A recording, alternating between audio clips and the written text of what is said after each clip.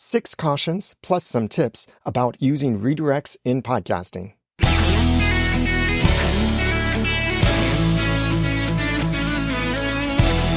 Thank you for joining me for the Audacity to podcast. I'm Daniel J. Lewis. Redirects come in multiple types. When misused, they can cause some major problems, as even happened to me recently. So here are some warnings to watch for whenever you use redirects. Now, if you're thinking, what in the world is a redirect, or you want to learn more about the different types of redirects, when to use them, when not to use them and such, then check out my past episode and article, Redirects and How to Use Them in Podcasting. I've got the link to that in the notes for this episode. And if you want those notes or to follow along for this episode, there's a simple tap or swipe away inside your podcast app, or go to the audacity2podcast.com/redirect cautions. As a quick disclosure, some of the products I mention, I do have affiliate relationships with. So if you purchase through my links and they're qualifying purchases, I do earn a commission from those. But nonetheless, not all of them are like that. And regardless, I recommend things I truly believe in, regardless of earnings. So with that out of the way, let's jump in. Caution number 1, 301 redirects are permanent, we could put quotation marks around that, and cached. In podcasting, we throw around the term 301 redirect or permanent redirect, often without realizing what that actually means. It's almost like it's a buzzword. But a 301 redirect and a permanent redirect, it's the same thing. It is, or at least it's assumed to be, permanent. That's the big keyword here. I often use the physical mail or U.S. Post Office metaphor when explaining redirects. Think of a permanent redirect as a change of address notice sent back to everyone who mails you something. Non-permanent or temporary redirects would be more like just simply forwarding your mail for a short time, but a permanent redirect is saying, this has changed. It is essentially telling all the podcast apps out there, this thing has moved to over there. Please stop looking here and always look there instead. So don't look at me again. That's what a 301 permanent redirect is supposed to do. This is great when you actually made a permanent move, or at least intend for it to be permanent. Like when you permanently move homes and change your address. That's when you want that change of address notice to go out to everyone who sends you stuff at your old address, so they stop sending it to the old address and start sending it to the new address. The same thing with 301 permanent redirects. You use it when you assume your move is permanent and you want all of the apps and services to stop looking at an old URL and start looking at the new URL. But if you ever change your mind, or even worse, make a mistake in the redirect, that redirect will be followed and the old URL will stop being checked. So, for example, if you make a /feedback page that 301 permanently redirects somewhere else, then even if you change where /feedback goes, any app that previously loaded /feedback will bypass it altogether and go straight to the destination it has saved in its cache. Now that is if it did cache that redirect. And the idea is that 301 redirects are supposed to be cached. But that cache is sometimes cleared, but you should assume it never will be. However, this doesn't apply for anyone visiting your redirect for the first time because nothing's been cached yet. This is why whenever you have weird redirect issues in a browser, I highly recommend try a different browser or try an incognito or private browser that has no cookies, no cache, and anything like that inside it to see if the redirect works differently there. And if it does, then you're running into that caching issue. So if you get your 301 permanent redirect wrong and you don't fix it immediately, like within a few minutes, the best thing to do is to also redirect the incorrect destination to the correct one. And unfortunately, that's not always possible. Thus, I recommend, if possible, you make your redirect a 307 or 302 temporary redirect, test it over a few days, not just a few minutes, and then when you know everything is working, however it's designed to work, whether it's your podcast feed, a link that you're referring to, or anything like that, then change it to a 301 permanent redirect, if it needs to be a permanent redirect, that is. And it might not need to be a 301. Maybe it shouldn't be. And most of this time, it probably shouldn't be a 301 redirect, unless it's your RSS feed. Caution number 2, your redirect destinations might change or just disappear. Little story time here. Contrary to the Stanley Cup craze of spring 2024, my favorite water thermos has been a stainless steel Contigo Ashland vacuum-insulated auto spout water bottle. That is this. Oh, you hear that? That nice click? That spring sound? That is the sound of hydration.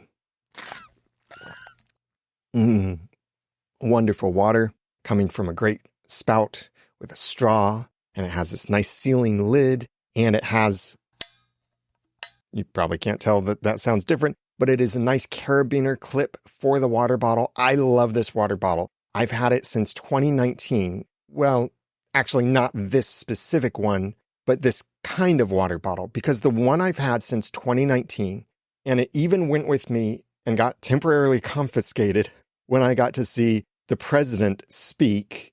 I did get the bottle back, but then I lost it. And I think it was at a mall while my son and I were waiting for my broken down car to be towed. I thought I could simply reorder that water bottle because I love it so much. And I thought maybe I'd get it for close to the original $10 price I'd paid, adjusting for the massive inflation we've had. But no, that specific water bottle has a new version that I don't like as much. It doesn't have that really nice carabiner belt clip built into it. And it just didn't seem like it would be as nice. And the original water bottle, which I eventually did find, was $45 when I wanted to order it, instead of the $10 I originally paid a few years ago. So here's what makes this relevant to redirects. The first place I went to reorder that water bottle was from my Amazon order history, where I could click on the product link and then view that product page again and potentially reorder it. But when I did that, my heart was initially crushed because that original link currently says, currently unavailable. No. Now imagine if I had redirected to that product page with a 301 permanent redirect. Anyone clicking through my link might have their hopes dashed just like I did. This is why I highly recommend that any redirect to any URL you don't control should be a 307 temporary redirect. A 302 redirect is also temporary and works fine, but use a 307 if you have the choice between a 302 and a 307. Otherwise, just one of them is fine for you. It's a technical difference that really isn't that big of a deal. Just go for 307 if you can. If I had been smartly promoting that water bottle with something like a /water bottle redirect, I could easily change its destination when the product URL changes, or point back to a page on my own site with a note about the product, like if it was discontinued and completely unavailable. Now, in case you're wondering, I never did find my water bottle, and I did not pay $45 from Amazon. I got on Facebook Marketplace and found one in fair condition. It's a little banged up and scratched, but it was only $12 shipped. And I jumped on that. I have it again, and I am happy. I am not losing this thing again. I'm really tempted to get an AirTag specifically for my water bottle, so I never lose this one again because I really like it. So bringing it back again, though, to redirects. This whole thing of pointing back to a page or changing where that redirect go, that's easy to do with temporary redirects because they never get cached. So even if you used my redirect yesterday, then I changed it last night, and you use the same redirect URL today, you would be taken to the correct destination because your browser would not have cached where that redirect went. I love that Pretty Links Pro has recently added a new feature to monitor all the redirects you create and alert you when any of them point to a broken URL. So you could then go through and change where they link to, or put them so that they point to a page on your site where maybe you recommend an alternative instead of that thing. I've done that for one of my own URLs for something that I used to highly recommend that then disappeared, and the company owes me a lot of money for affiliate sales that I referred to them, and they never paid me that money. And the company just outright disappeared. The person disappeared. I can't find them, so I don't know what happened. But my redirects for that thing now point to a different page explaining why I no longer recommend that thing and instead recommend a different thing. So that kind of thing could be really important to both your audience and any kind of affiliate income you hope to make. If all of your links break, then you're not going to earn anything from them. But if you can point them to the new version or update those links, you can then make sure that they work even for the people who previously visited your link. They will still be taken to the correct location if they visit that link again. And by the way, I know in Pretty Links Pro and another plugin that I'm going to mention in a little bit, redirection plugin, you can set the redirection type if you want it to be a temporary or a permanent. So general rule, temporary for anything that points to anything you don't control. Caution number 3, most redirects bypass content. This is both a caution and actually a blessing. However your redirect is placed, and I'm not referring to the iTunes new feed URL RSS tag, because that's not actually a redirect, that's an RSS tag, the redirect will be followed before any of that URL's content is loaded. So if your redirect is your old podcast RSS feed pointing to a new podcast RSS feed, anything you put in that old feed will be completely ignored. That's a caution because it means your audience won't get anything you put in that feed, especially not any announcement of the feed change, if that's even necessary, which usually it's not necessary to announce that your feed changed. If you're redirecting your old feed to your new feed, podcast apps will just follow it. So you don't have to tell your audience, and you certainly don't have to try and put an announcement episode out in your old feed, because if you're redirecting your old feed, that announcement episode won't even be downloaded.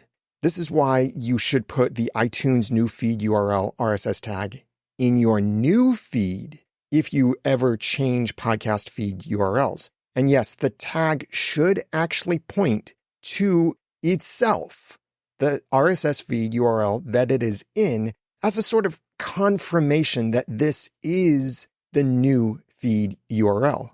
That's why the tag is called new feed URL. It can be used as a sort of redirect, but really the best thing to do is redirect to a new feed, and in that new feed is where this new tag goes. You don't put this new feed URL in your old RSS feed if your old RSS feed is redirecting, because this tag won't even be loaded. The redirect will simply be followed.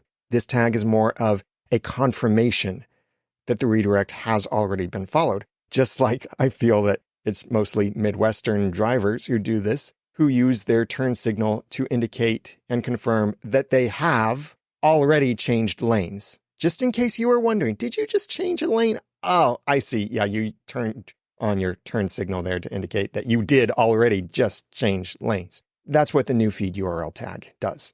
But this is also a blessing because it means you don't actually need an RSS feed to exist at that address once you're redirecting it.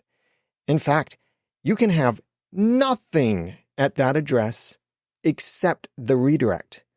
That's how nearly all the redirection tools do it anyway. You don't have to create pages or posts to redirect. You simply create the redirect. And the server intercepts that request for that particular path or domain, and it redirects without loading any of the content from that page. If you want or need to give some information before the redirect, then create a page at that URL you share, and then have the redirect linked from that page. For example, that's why I've been building for a lot of the podcasting tools I frequently recommend. Consider Captivate, for example. If you visit the audacity2podcast.com/captivate to sign up for Captivate podcast hosting, which I do highly recommend, you're no longer immediately redirected to my affiliate link for Captivate, but instead you land on my page that briefly explains why I recommend Captivate. And I can turn that page into a bigger resource page, like maybe eventually showing demonstrations or comparisons or little tutorials or anything like that on that page before you actually sign up for Captivate. And then you can click on a button on that page to use my affiliate link to sign up for Captivate. And a fun fact, that button is still a redirect. Instead of the audacity2podcast.com/captivate, it is the audacity2podcast.com/go/captivate. But what I use anywhere else, emails, show notes, if I say something in a podcast, I would just say the /captivate link, not the /go/captivate, because the /Captivate takes people to my special page. It used to go straight to my affiliate link, but now it goes to a page, and that page has a link to my affiliate link. Caution number 4, you might someday rename your redirect. I've previously shared why you should stop saying brand names in your podcast. If you haven't heard that episode, go back and listen to it. I highly recommend it. I've got a link to it in the notes for this episode as well at the audacity2podcast.com/redirect cautions. But you should probably not say brand names unless absolutely necessary. Maybe you heard or read that and decided to change your /Patreon redirecting URL to a generic /support URL or something else, or you had some similar situation where you were telling people visit / and a brand name, so you changed it to / some generic term. While that's great that you did that, it still breaks all your past calls to action that used that /Patreon URL or whatever that brand name URL was. For this reason, if you ever want to someday rename your redirect, regardless of whether you've only typed it in your notes or you've also spoken it in your podcast, I highly recommend that you make a new redirect and point both the new and old redirects to the correct location. And take this chance to ensure they're both 307 or 302 temporary redirects as long as you're editing them.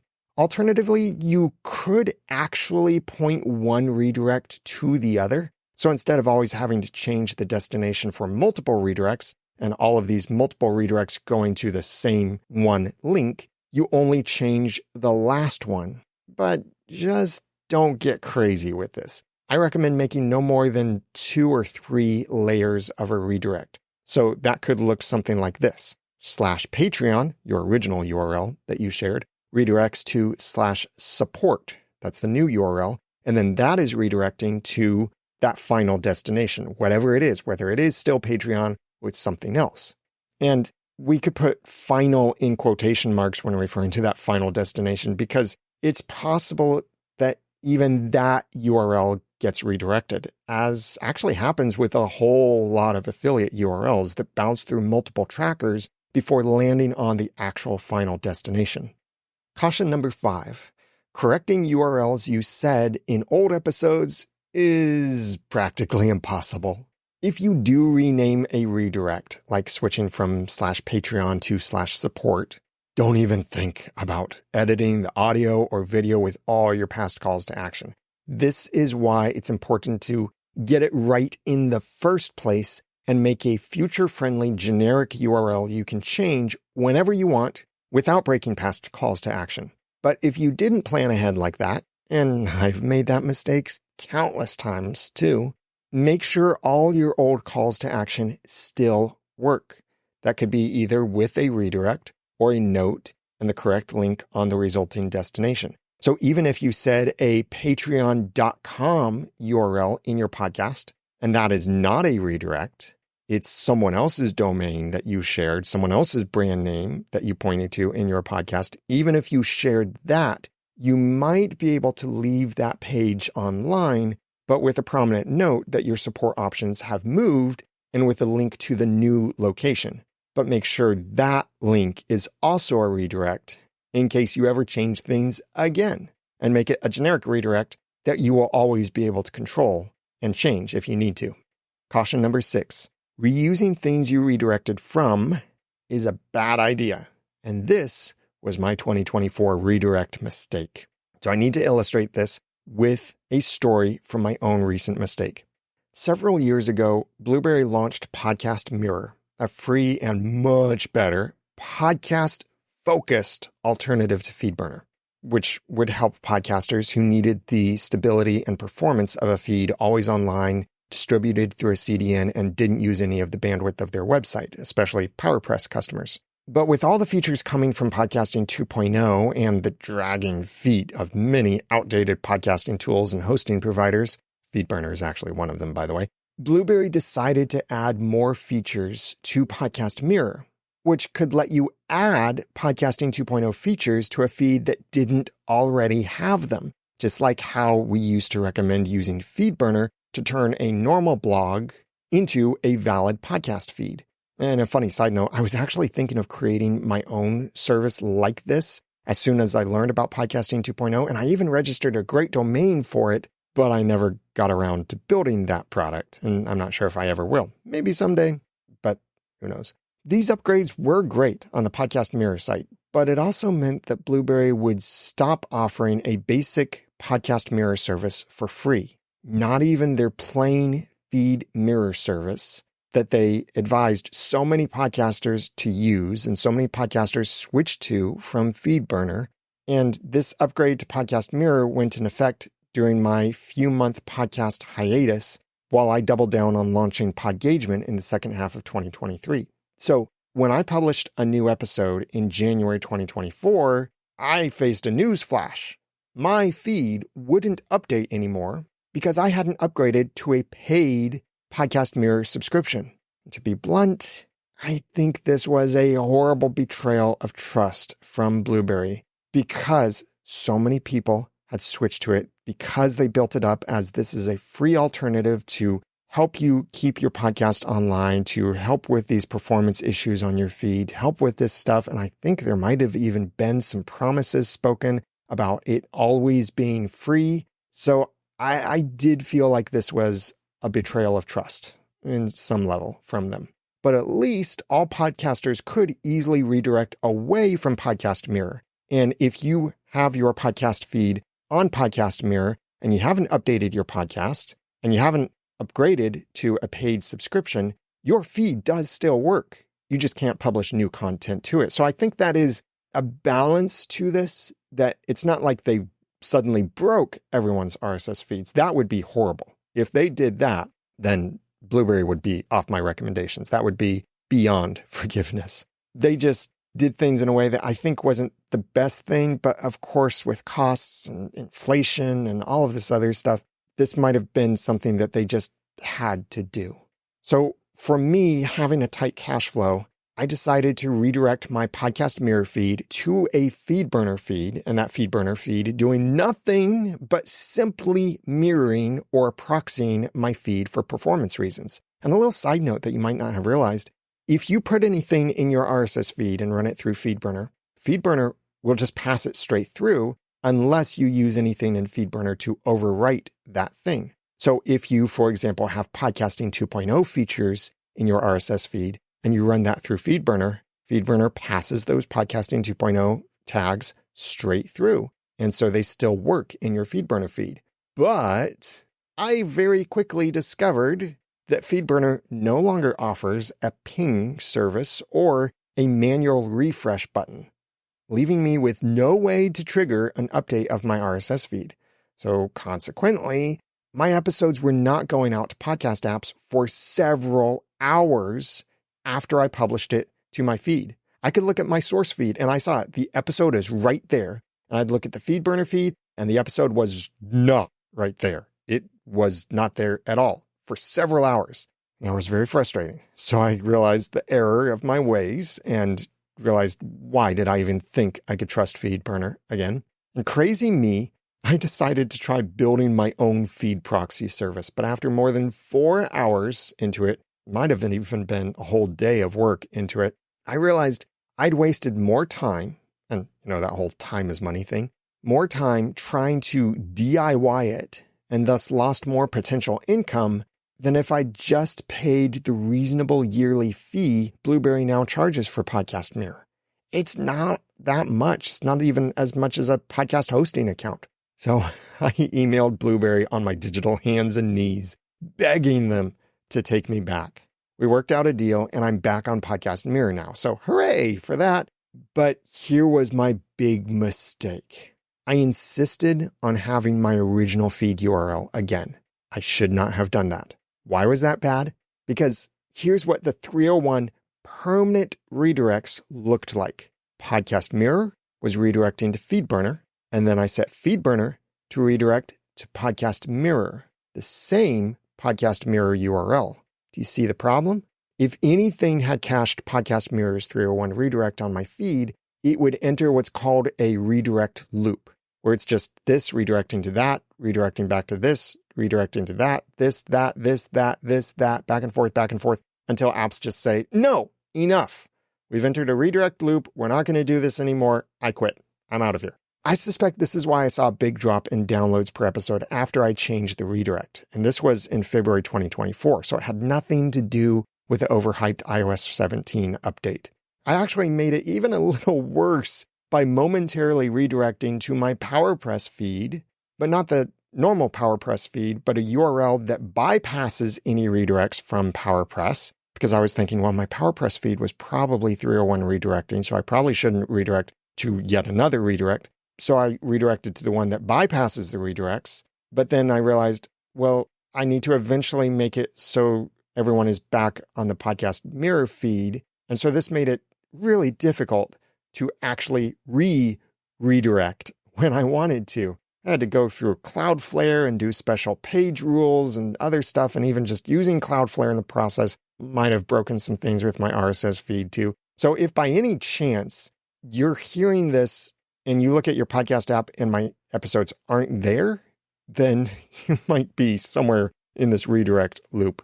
Reach out to me if you've noticed that. But how would you know? Because you might not receive this episode if you're stuck in that redirect loop. In all of this, my feed URL didn't actually matter. Do you even know what my feed URL is? Did you even know I was using Podcast Mirror? I could have easily added a number 2 or dash audio or anything else to the URL when I rejoined Podcast Mirror, and it would have been fine. You wouldn't have cared. I could have easily updated my text expander snippets and anything that I still had linking to the old Podcast Mirror feed. I could have easily changed that over, or it would have just followed the redirect over to the correct place. But that's not what I did. So the moral of this long story is that if you ever think you should redirect back to something that was already 301 permanently redirecting, don't. Instead, make a new URL as your final destination. And this problem is limited to 301 permanent redirects. If all of these redirects were 307 redirects, that wouldn't be a problem because those don't get cached. They get checked for where they should go every single time they're loaded, or at least they're supposed to be. That's the assumption with them, and the assumption with 301 is that it's checked once and then updated for future redirects. So these 6 cautions for using redirects are: caution number 1, 301 redirects are permanent and cached. Number 2, your redirect destinations might change or disappear. Number 3, most redirects bypass content. Number 4, you might someday rename your redirect. Number 5, correcting URLs you said in old episodes is practically impossible. And number 6, reusing things you redirected from is a bad idea, especially if there were 301 permanent redirects. I've got some quick resources for you for making redirects in case you're wondering what you should do, how you should make these in the future. You can go back to my previous episode about redirects. I've got that link in the notes. But here's a quick overview of that and some other stuff. First, 301 permanent versus 307 or 302 temporary. With these cautions I shared in mind, my general advice is to choose 307 or 302 temporary redirects for any destination you don't control. Start with your affiliate links, your donation or membership page, your online community, and such. And for any destination you do control, or you are absolutely certain will not change in the foreseeable future, you can use a 301 permanent redirect if you want. But you might even then still want a 307 unless you know I always want it, because there's also an SEO benefit to 301 redirects, that any kind of SEO benefit that redirect URL would get would be passed on to the final destination.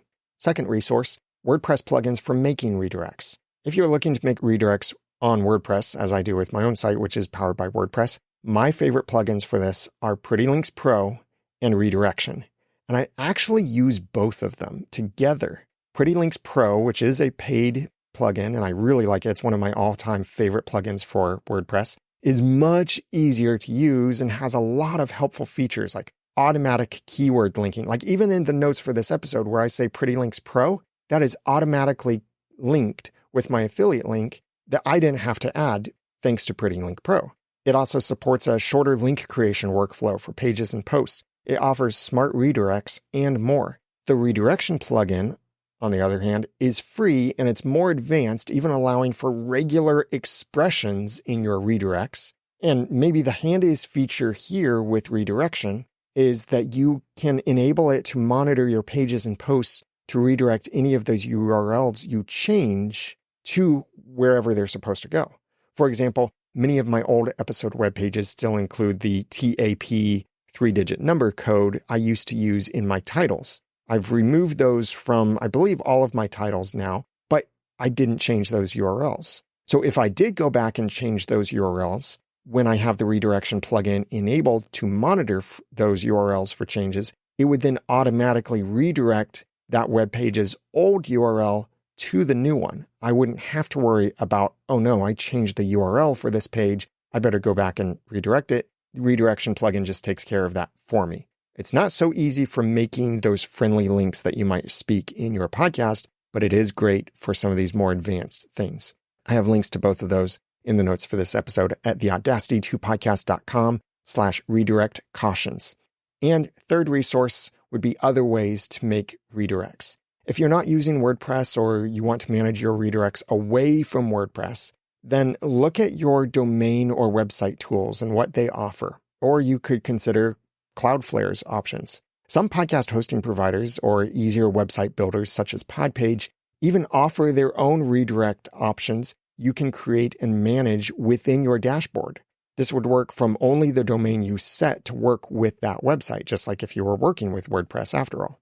The options from your domain registrar, your hosting provider, or Cloudflare generally all work before loading anything from your website or server. So the redirects might continue to function even if your website is down, and these can work without any website at all. I have a domain that I've frequently spoken at podcast conferences for some quick notes and things. It's a shorter domain, but it's branded to me, and there is no actual website at that domain. It redirects to my website, but there is no website on it.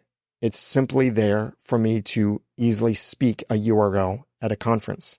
Lastly, there are plenty of third-party URL shorteners and redirect tools you can use, but some might charge if you want to customize the URL or use your own domain, or they're case sensitive. And even if you can use your own domain, it usually has to be a subdomain or a completely different domain from your normal website. You can't have Bitly Pro running on your normal website domain.